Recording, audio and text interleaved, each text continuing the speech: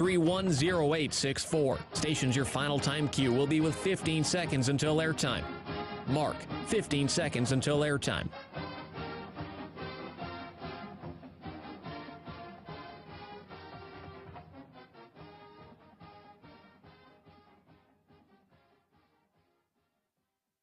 Oregon is going to the Final Four. The following is a Learfield presentation of the Oregon Sports Network. And Oregon is going to play in the national championship game. This is Duck Insider.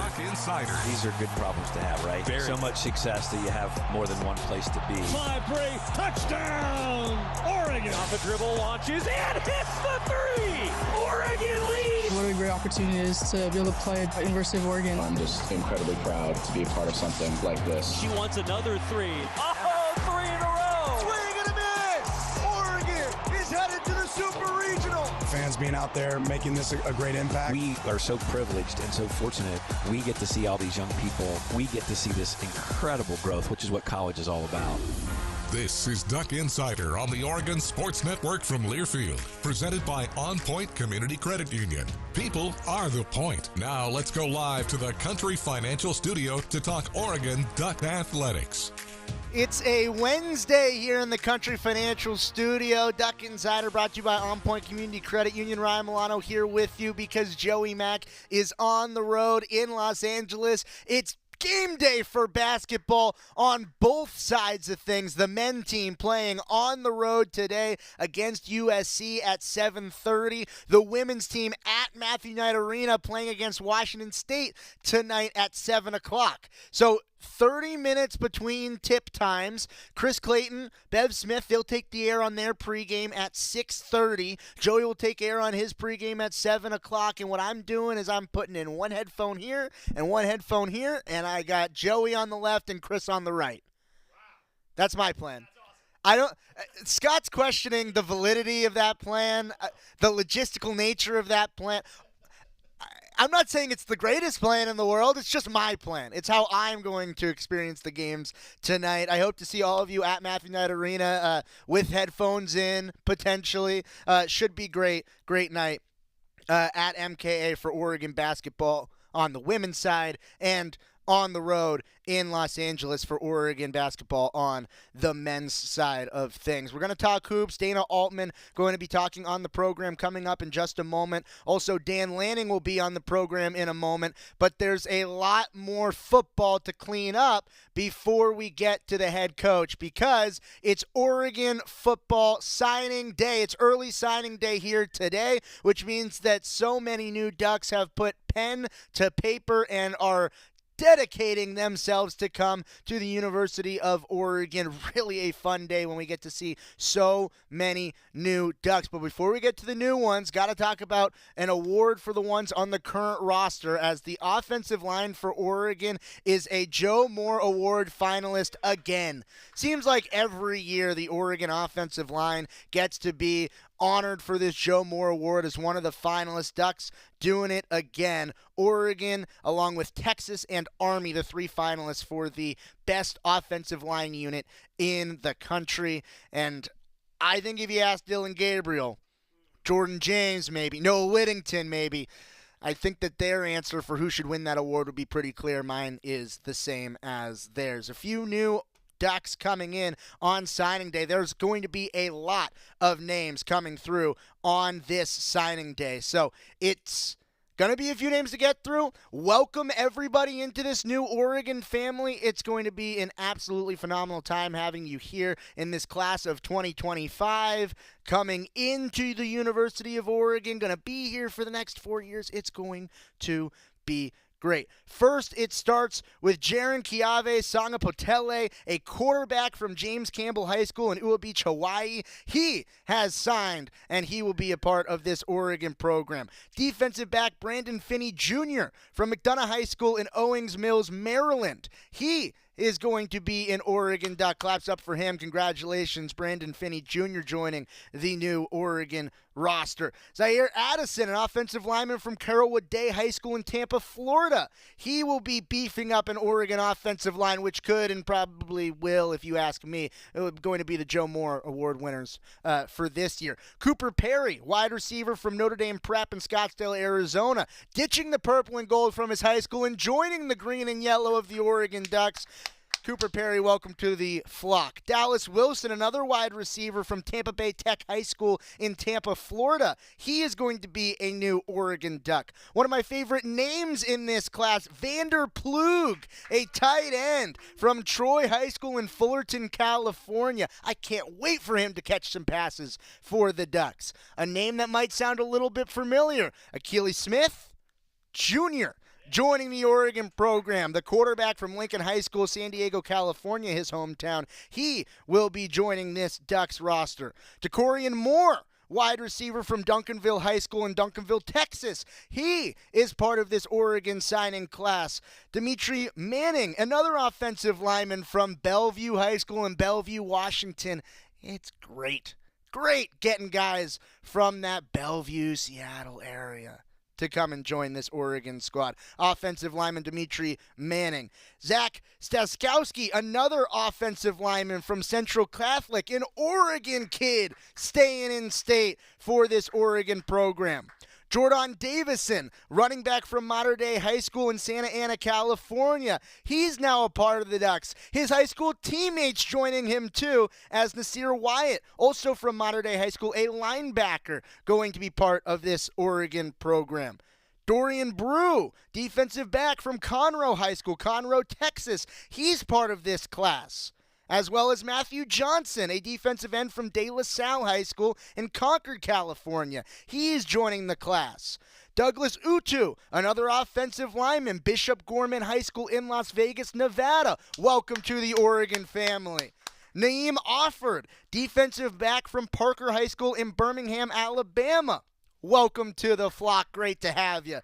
And Toby Hastrup, the outside linebacker from Maid Creek High School in Texas, originally hailing from London, England. Some international flavor joining this Oregon roster. That's just who the Ducks have signed so far on this signing day. There will probably be some more names throughout the rest of the day, but here live with us in the 1 o'clock hour, how many players is that? It is a lot. 2, 4, 6, 8, 10, 12, 14, 16, 17 so far for Coach Lanning and company, signing new Ducks to the flock. It's going to be so great to watching all of you guys compete at practice, be a part of this squad, be a part of this Oregon family.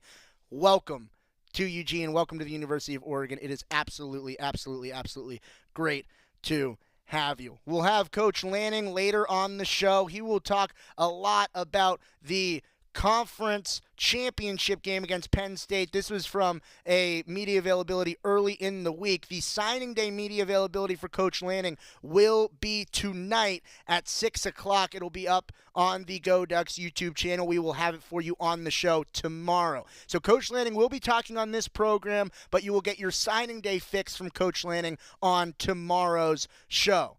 Also coming up on the program right after this timeout, Dana Altman. It's Oregon game day. Ducks on the road against USC. First Big Ten men's basketball game for the Ducks, period. We're getting in touch with Coach Altman after we return on Duck Insider on the Oregon Sports Network from Learfield. As a local community credit union founded by teachers, OnPoint is committed to supporting the students and faculty at the University of Oregon. And on game day, we're right there with you, on the field, in the bleachers, and in the classrooms. Drop by our local branch today and discover the many ways OnPoint can help support your financial well-being. OnPoint Community Credit Union. People are the point. Federally insured by NCUA. Equal housing opportunity. Hey Duck fans, at Country Financial, they make insurance easy. Whether you're shopping for home, auto, or more, their representatives will take the time to understand your specific needs and explain what options work best for you. Worry less and feel more confident knowing you're covered. Visit countryfinancial.com to get started today. Experience more with Country Financial. Auto and home insurance policies issued by Country Mutual Insurance Company, Country Preferred Insurance Company, and Country Casualty Insurance Company, Bloomington, Illinois. More Duck Insider coming up on the Oregon Sports Network from Learfield. Are you prepared for an emergency or disaster? Because it's not a matter of if, but when. Don't find yourself saying, I'll trust water bottles and a flashlight to save the day, but I'll be proved wrong. With a tornado approaching, I'll realize that I like a wheelchair-accessible shelter. When the floodwaters rise, I'll be up in the attic with 20 cans of beans. It's a recipe for disaster. Let's prepare so we all have a better story to tell. Get started at ready.gov/older adults. Brought to you by FEMA and the Ad Council. Comes to a gun suicide attempt, all it takes is a moment. My son, Ricky, took his life by the use of a firearm. It broke me, and I contemplated suicide. My grandson, I was gonna have to be here for him. I still own my firearm. I keep it in a safe because I want to keep my grandson and myself safe. Store your guns, locked, unloaded, and away from ammo. Hear more safe stories at endfamilyfire.org. Brought to you by Brady and the Ad Council.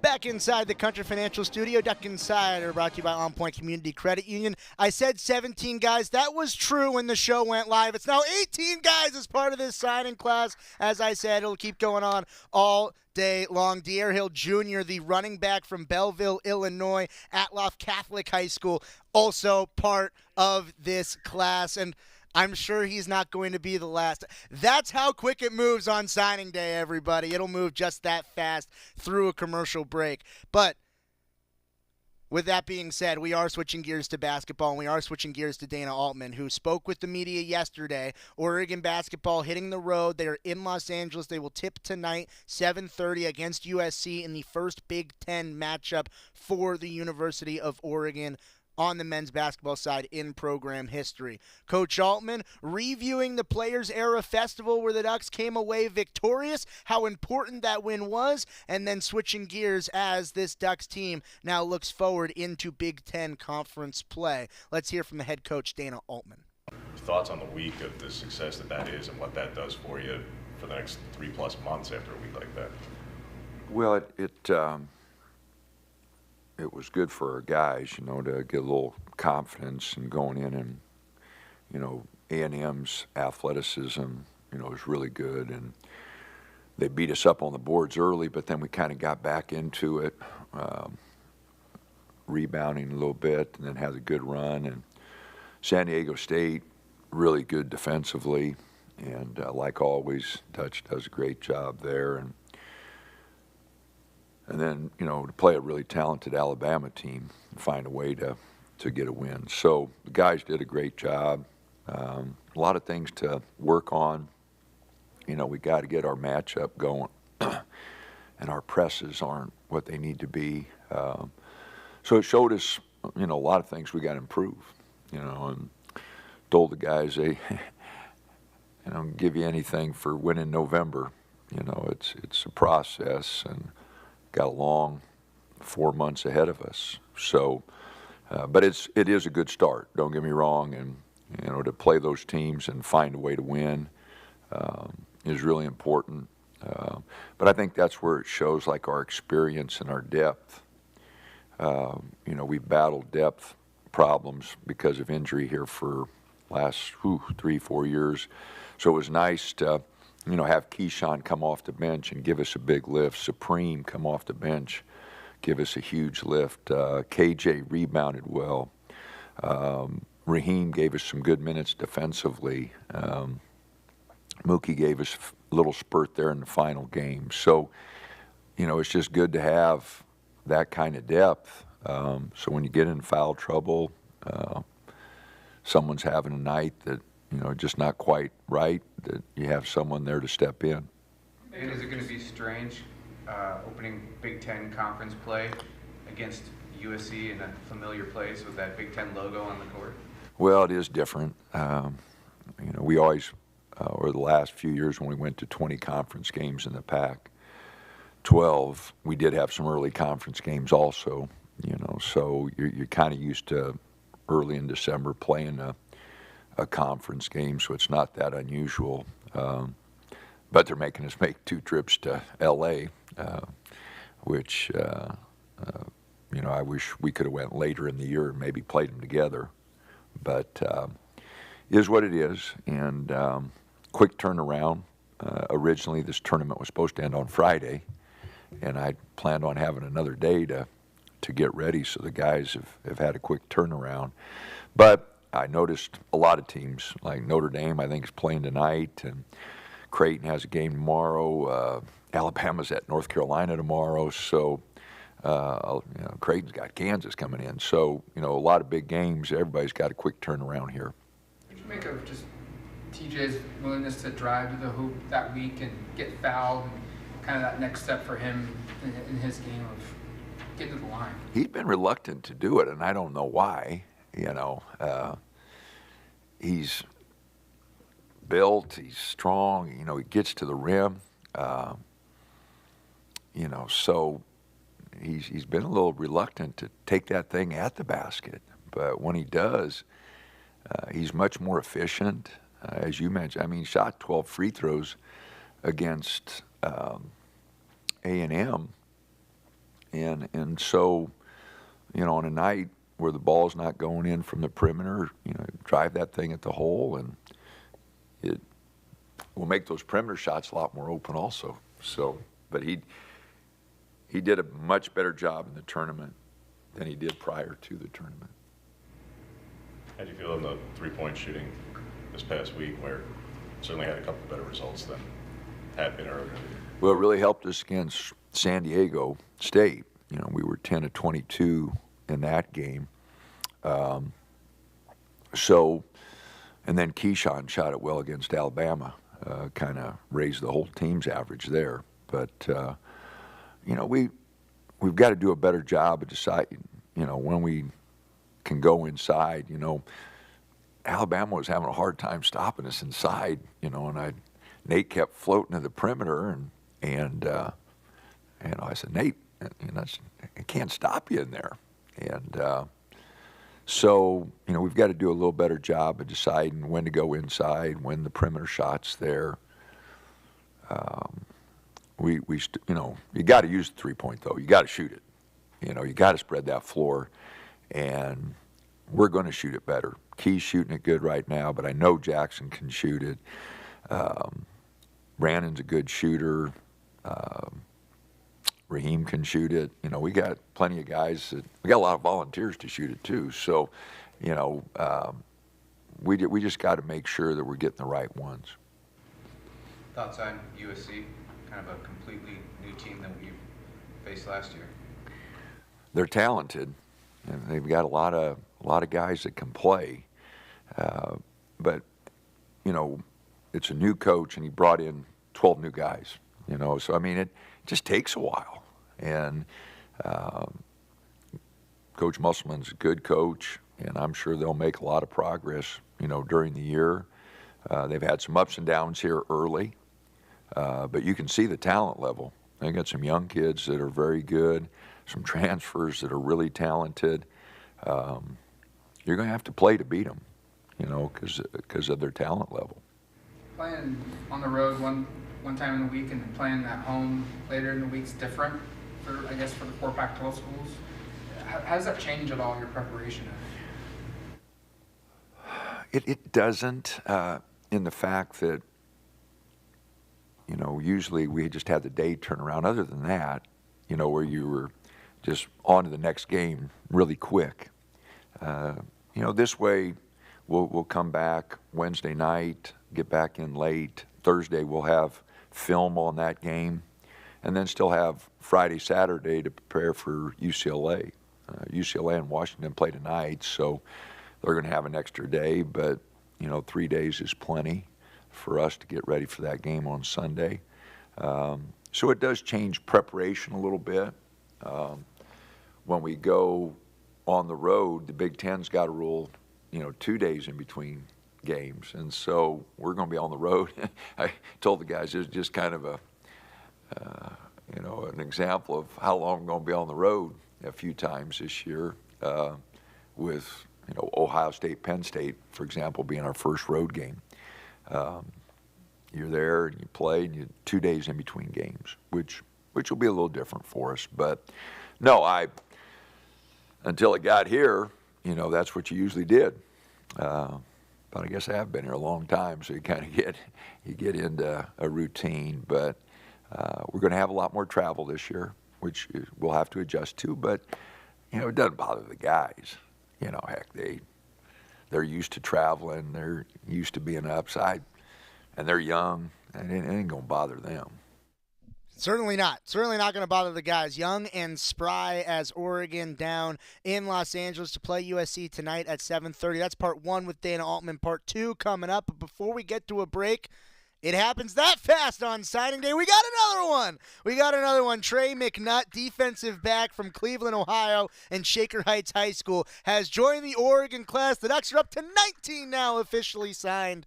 That's big news, big news, big news. We do have to get to part two from Dana Altman after this quick break when we return on Duck Insider on the Oregon Sports Network from Learfield. Jan from Toyota here, live with some big news. Toyotathon is on. Okay, now back to your regularly scheduled programming. Dealer inventory may vary. Toyotathon ends January 6th. Participating dealers only. Toyota, let's go places. As a local community credit union founded by teachers, OnPoint is committed to supporting the students and faculty at the University of Oregon. And on game day, we're right there with you, on the field, in the bleachers, and in the classrooms. Drop by our local branch today and discover the many ways OnPoint can help support your financial well-being. OnPoint Community Credit Union. People are the point. Federally insured by NCUA. Equal housing opportunity. Jan from Toyota here, live with some big news. Toyotathon is on. Okay, now back to your regularly scheduled programming. Dealer inventory may vary. Toyotathon ends January 6th. Participating dealers only. Toyota, let's go places. Don't go anywhere. Duck Insider continues after these messages on the Oregon Sports Network from Learfield. This message is for Shauna, my mom who just finished her high school diploma. I wanted to say I'm so proud of you for finishing school. You taught me it's never too late to achieve your dreams. I hope to make you as proud as you have made me. When you graduate, they graduate. Finish your high school diploma for you and for them. Visit finishyourdiploma.org to find free and supportive adult education centers near you. Brought to you by the Dollar General Literacy Foundation and the Ad Council. You said you'd never buy your kid candy from the checkout aisle. Or forget extra diapers. You'd never lick your thumb to clean their face. Never, ever become a minivan mom. So when you say you'd never leave your child in a hot car, know it can happen. Cars get hot fast, and kids can be at risk in temperatures as low as 60 degrees Fahrenheit. Never happens. Before you leave the car, always stop, look, lock. Brought to you by NHTSA and the Ad Council. I'm coming home to the place that I remember. Back to the land of my first love. Would you spread wide your arms for this wayward son? I left my heart. Coming out of break, I'm just thinking about how many new guys are going to get to experience on the traditions that we have here at Oregon. Coming home, shout, running in behind the Harley. It's so cool on signing day. Up to 19 guys in this signing class on early signing day for Oregon football. Good day for the Oregon football team. Good day for Coach Lanning. Actually, he posted on his Twitter about an hour ago that it was a good day. Coach Lanning confirms. Good day. It's also a good day when we get to talk to Dana Altman on men's basketball game day. Men playing tonight at 7:30. Dana Altman talked with the media yesterday, getting to part two of his conversation. Coach Dana Altman. With the success that last week was, Dana, I realized, yes, first things first for you guys is going down to LA, but when the next home game is what it is, how much would it mean, and how much do you want and need the crowd on Sunday to be 10,000 plus to get, if it was, oh, well, there was injuries, or there wasn't necessarily as much success or consistency the last 3-4 years. You're a top 15 team in every metric, and you just did what you did. And yet UCLA's coming to town. How much do you want and need for the players? 10,000 plus people in here to be the kind of barn that it's been before. Well, that's, my biggest thing is I want it to be a great atmosphere for the fellas. We've won at home. For a while there, we won a lot at home. And the atmosphere in this building can be really good, when the students are involved and everybody's involved. We've had a level of consistency, but it hasn't been, top 10 type or top 20 type, so, I understand the fans wanting us to see us play at a higher level. But I thought the guys have always competed, and it's never been, I didn't think they were playing hard. We were undermanned a few games, but, our guys always seemed to come and compete. So hopefully, we'll have a great atmosphere, and, we need to establish, a home court. As you look across the Big Ten, and, we saw it in football, you go to Michigan, you got 100,000, and Ohio State's 100,000 in football, Nebraska's 90, it's different in the Midwest. And, it's, I think if you look at the attendance figures, the 4 schools out west trail everybody in the Midwest. And so, we got to make this a home court. If our fans, our football stadium's small in comparison to those, but it's lively, and it makes a difference. And it makes a difference in basketball because everybody's right down on top of things. And we've had some great crowds over the years, and, it's one of those years that with the transition into the Big Ten, I hope our fans want to keep up with some of the other fan bases. Looked like Sasha was in uniform, so he's fully cleared now? Yep. He is cleared for the year. He had a 6-game that he had to sit out for his games over in Europe, but he is cleared for the rest of the year. Say, what's up with Dez? Yeah, I talked to Dez. Dez had surgery last week on his shoulder, and he is out for the year. I talked with him, and his mother came in for the surgery from Louisville, and so Coach Fish, who spent a lot of time recruiting Dez, stayed, for the surgery, wasn't at our ball game on Wednesday, and stayed with him Wednesday, Thursday, and came back to the team on Friday. But no, he was at practice yesterday and said he's feeling good, but did have his arm in a sling, and we're just going to redshirt him and hold him out for the year. To Vegas, there was a lot of intrigue in just how the tournament would be run, how well it would be, the reception from a coach-player perspective. Going through it now, what was your impression heading into next year for it? Well, I was asked that question a number of times, and Matt, everything was great. I mean, we couldn't have been treated any better. We arrived at MGM, our rooms, everybody, really accommodating. The MGM was great. The food was great, which is always big for the players, and so the food was great. They hired all NCAA top-line officials from all over the country, from every conference, and, so they did it right.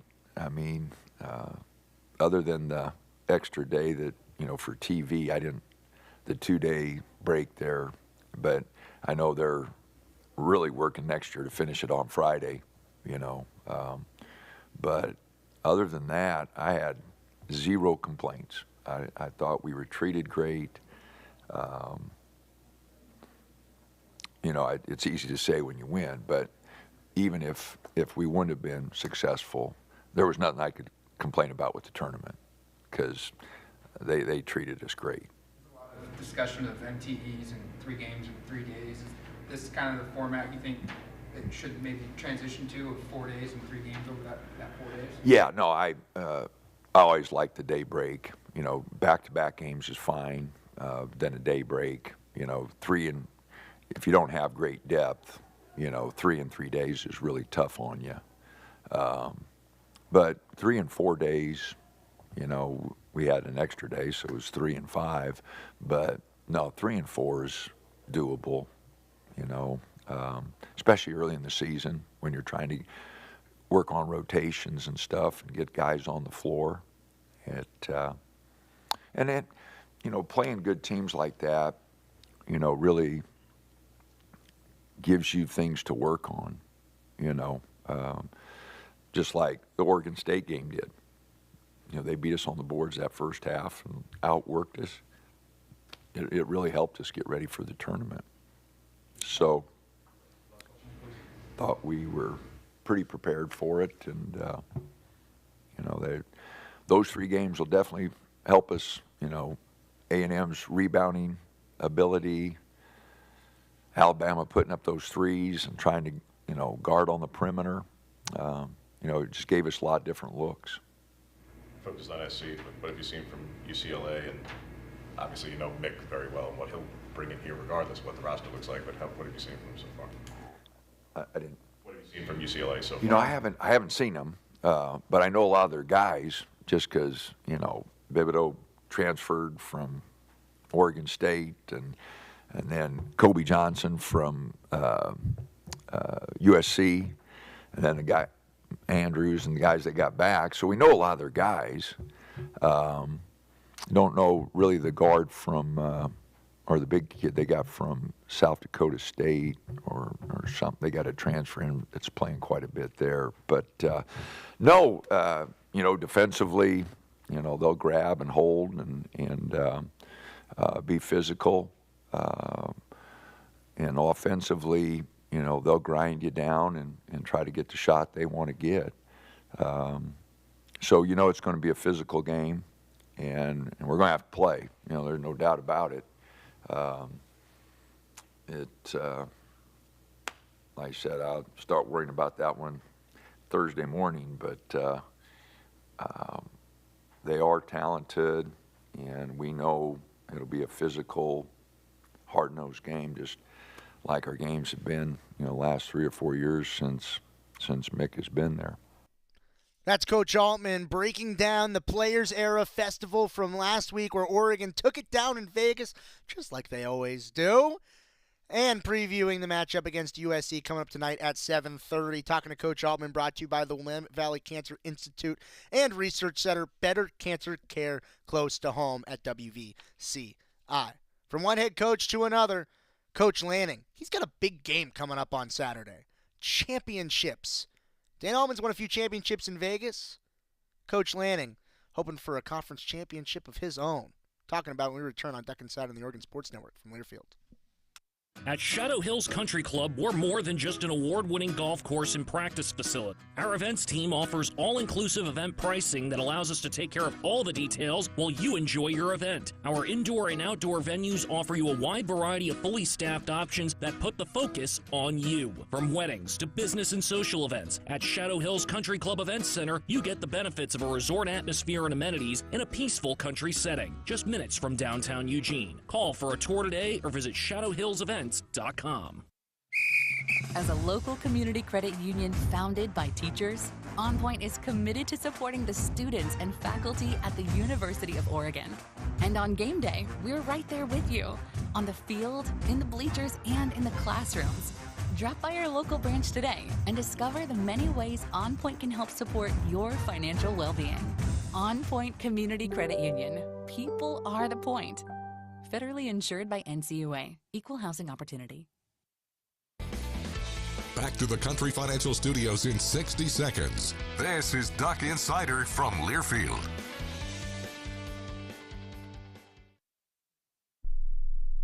August was born 3 pounds, 9.8 ounces. When I first saw him, it was a whole range of emotions. There's stuff I still want to do. Being a young dad, it's not giving up. It's shifting. I looked through his eyes. I envisioned a whole future with him already. To throw the first football to him, give him ice cream for the first time. My life is now devoted to his life. Through all of fatherhood's firsts, never stop being a dad. Visit fatherhood.gov to hear more. Brought to you by the U.S. Department of Health and Human Services and the Ad Council. You took the first step and quit smoking, but even former smokers may still be at risk for lung cancer. That's why SaveByTheScan.org wants you to know about a new low-dose CT scan that can detect lung cancer early. It takes only 60 seconds and could save your life. You took the first step, now take the next. Visit SaveByTheScan.org for a simple quiz to see if you're eligible and talk to your doctor about screening. SaveByTheScan.org is brought to you by the American Lung Association's Lung Force Initiative and the Ad Council. You know you make me wanna kick my heels up and throw my hands up and throw my head back and come on now, so good to see you real.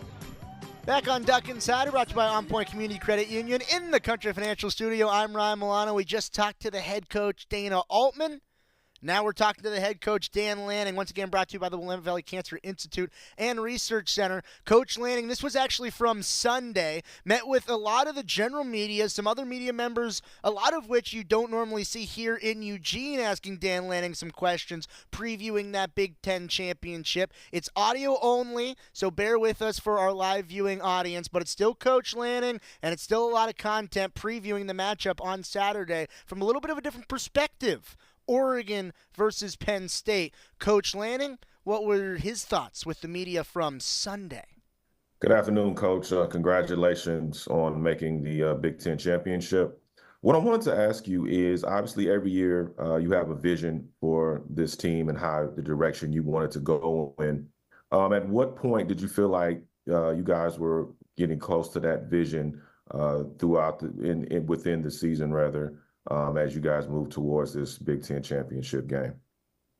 Yeah, I think coaching football is an ever-changing process, Nick. And if you're chasing what you really believe in, success looks like and what you want it to look like, I don't know if that process ever really reveals itself. I think it's something that you have to wake up as hungry today as you were yesterday to get to that goal. And I think that's, if anything, that's what I've realized about our team is we have a hungry team that's infatuated with improvement.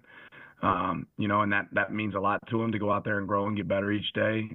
But their approach is probably the thing that sticks out to me the most, regardless of opponent situation. The fact that they want to go out there and give their best, put their best foot forward and go out there and compete every single day is what separates this group.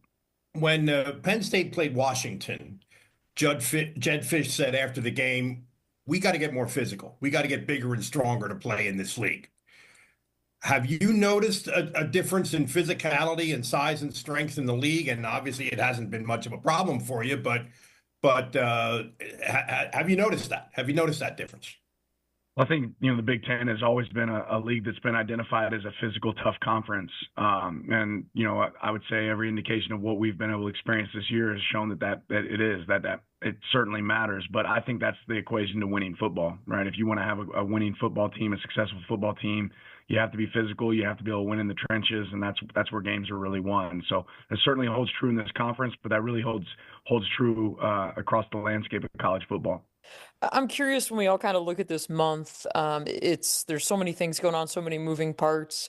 What maybe can you kind of tell us about behind the scenes, how you guys navigate, obviously early signing period this week, bowl selection Sunday, transfer portal next Monday. How do you guys try and roadmap this crazy week and this crazy month? One day at a time, right? You wake up with your to-do list every single morning, and you try to make sure that you knock out every piece of that matters. But I think when you have great alignment with your organization, everybody understands where they're pulling, and they're making sure that they're pulling in the right direction. You have people that are working on a lot of things behind the scenes.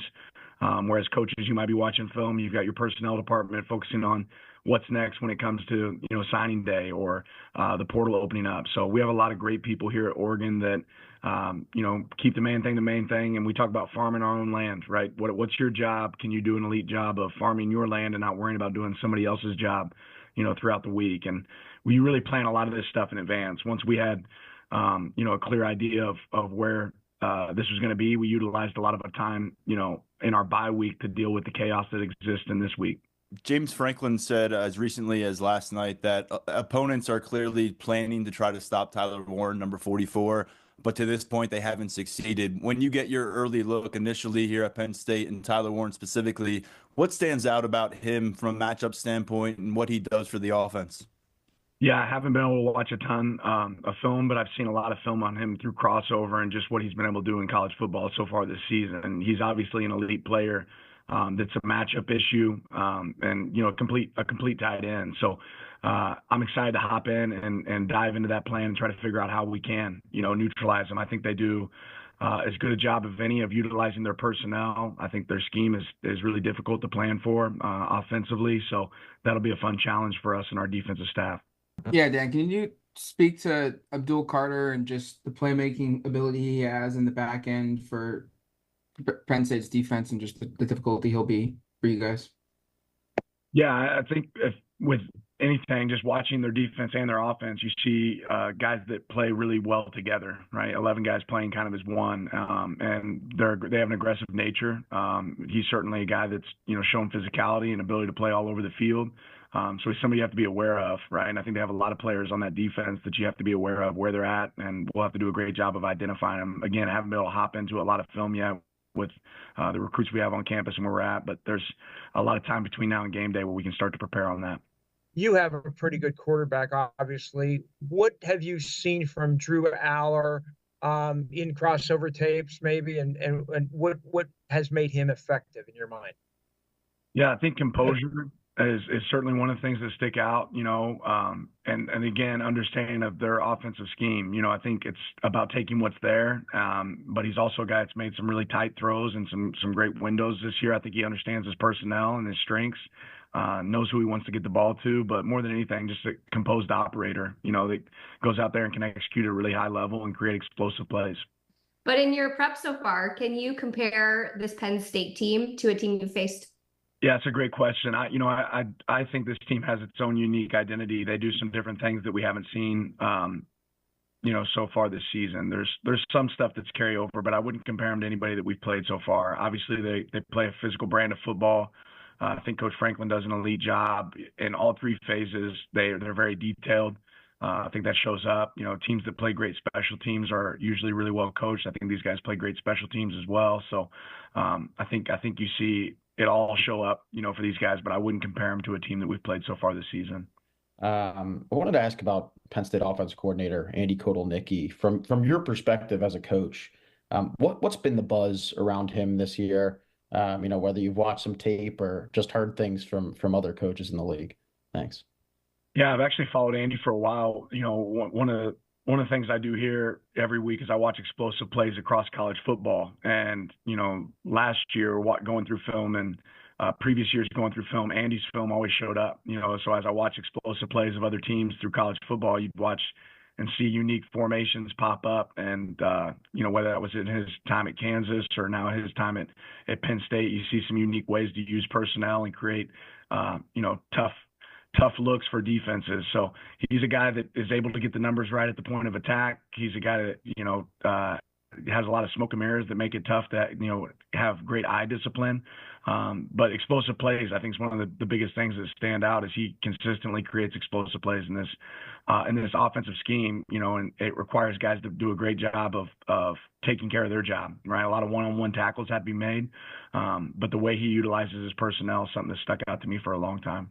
Coach, have you been able to cross paths with James Franklin before in your career? And if so, what's that relationship been like? And how do you expect that to play out this weekend? Yeah, I have not.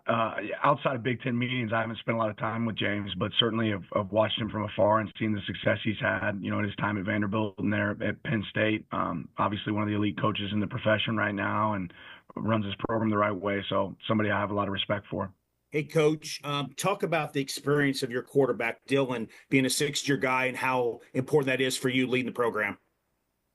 Yeah, I mean, everybody would love to run out there with the experience that we have, at quarterback right now. And I think that experience shows up consistently every Saturday for us. More than anything, just, ability for Dylan to be calm, within the chaos that exists in a football game, and being a great decision maker and understanding the scheme. I think it's great when your quarterback and your offensive coordinator and coaching staff can have conversations on the sideline about, hey, how do you feel about this look next? I mean, it feels like having another coach out there on the field, which is definitely a special trait for us.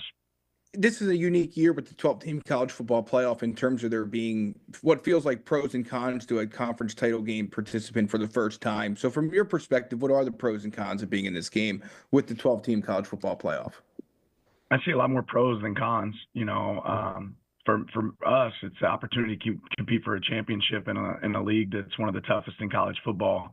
An opportunity to put, the hard work that you only get so many opportunities to play games. And I value every one of those for our players, the chance to, step out on the field and compete with their brothers. I mean, that's a big positive. The timing of college football right now is a little bit chaotic with all the things that are happening this week. I don't know that that's the most convenient piece, but if you can adapt to the challenge, what an opportunity. And that's our challenge, is being able to adapt to that opportunity. But yeah, we get, there's some teams that are going to be playing, in a playoff game. They get a little time to relax and watch ball this week, but we don't mind being active and getting the opportunity to compete for a championship. I was wondering if you could recount the story of how you got your career started at Pitt. Yeah, I don't know if we got enough time for that, Mark, but I didn't know anybody in college football, and to make a long story a short story, I had a phone call one day that said there might be an opportunity, and that phone call turned into a 13-hour drive to Pittsburgh, and hanging out in the lobby until I got an opportunity to start off as a quality control coach there for $800 a month. So that was the beginning of my coaching journey, and certainly grateful for a family that supported that, and a wife that didn't think I was completely crazy, and the opportunity to get hired there and start my college career. Your D-line is one of the top units in the nation. You had a great game last night, 10 sacks, 16 tackles for loss. Penn State has an experienced O-line itself, has amazing athletes like Big Ione that can be placed all over the place, especially off the edge. With the trench battles being key in this game, what do you see in that? And then in your career being a successful defensive coordinator in the SEC, being in the Pac-12 for a few seasons now in your first year in the Big Ten, how have you seen the trench battles evolve in all those conferences? Yeah, a lot of questions to unpack, but I guess ultimately what I would say is I've never been a part of a great defense that didn't have a great defensive line. I think it always starts there. And similarly to a great offense, to have a great offense, I think you have to have great O-line play. And Penn State certainly has that. So I think, again, kind of back to what I said earlier about comparisons to the Big Ten and success, I think winning football, it always starts there. It starts in the trenches. And, our D-line have been, game changers for us this year. And that's probably a big piece of what this game is going to come down to, is our D-line's ability to do more with less in the run game, and do more with less, in the pass game as well. Dan Lanning, a bit of a new perspective.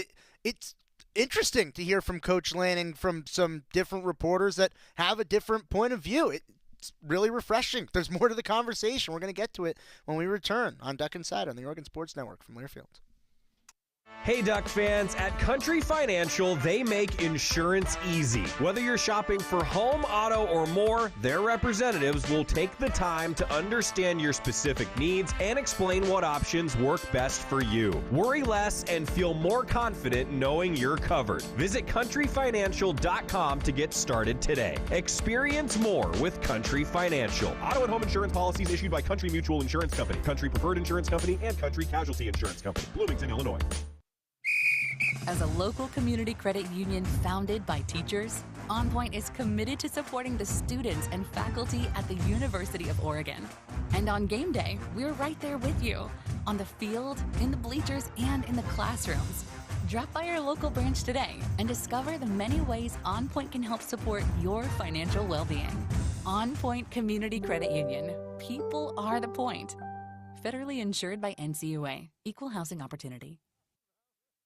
Duck Insider continues from the Country Financial Studios in 1 minute on the Oregon Sports Network from Learfield.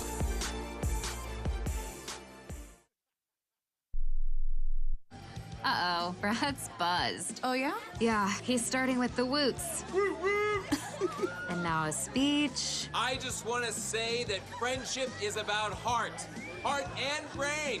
Who's with me? Good thing is, he knows when he's buzzed. And my brain is saying, when it's time to go home, somebody call me a ride. Love that guy. Me too. Know your buzzed warning signs? Call for a ride when it's time to go home. Buzz driving is drunk driving. A message from NHTSA and the Ad Council.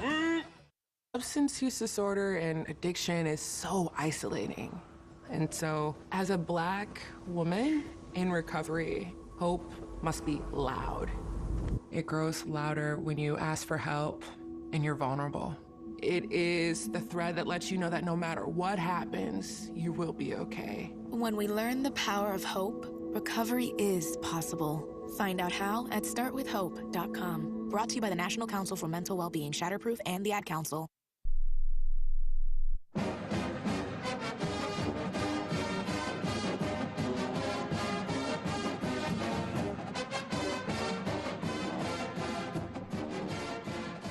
Back here in the Country Financial Studio on Duck Insider, brought to you by OnPoint Community Credit Union. You heard the first part of the first Big Ten Championship press conference from Dan Lanning. He recorded this on Sunday with members of the national media as well as the Eugene media. We got part 2 coming for you. Dan Lanning previewing this matchup against Penn State on Saturday. Let's get the coach.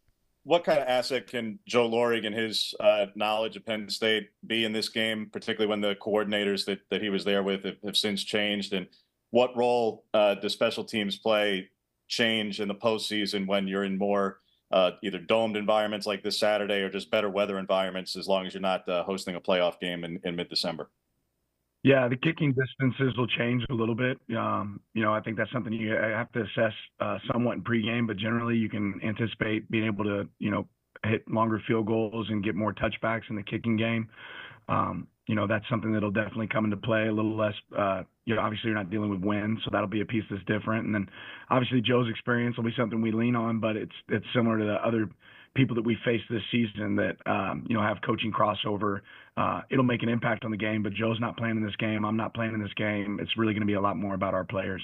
On the NIL front, not asking about dollars and cents. I know you spend enough time talking about other people's comments about what you guys have there, but what kind of advantage has it been to just have such a professional operation between ducks of a feather, some people with big business experience helping with your guys' collective? Just what kind of advantage has maybe that been for your program? I think anytime you have great alignment, throughout your organization and you do things the right way, I think that's going to create advantages in all aspects. You always say the way you do anything is the way you do everything, and everything here at Oregon is first class. And I've been really impressed with the alignment from the top of the university all the way down throughout our organization, but that's certainly a benefit.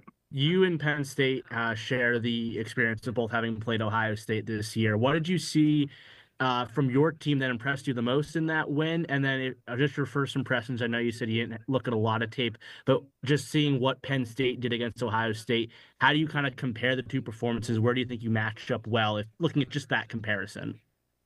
Yeah, I think ultimately, both teams, show the ability to play winning football, and games like, the game coming up this weekend, these are generally tight games. So learning that our team can win in a tight situation, certainly matters. And we've had some other tight situations this year. So the resiliency of our team, but certainly, Penn State's ability to match up and play really well against some of the best teams in the nation. And that's one of the benefits of playing in the Big Ten, is you get to play against great opponents each week. Yeah, Dan, you mentioned it earlier, that leaning on the support staff and all the resources that those guys can bring to you. Just what do you like in hiring guys for that role? How do you target those guys? And can you just maybe speak to just their impact they've had this whole year to lead to 12-0?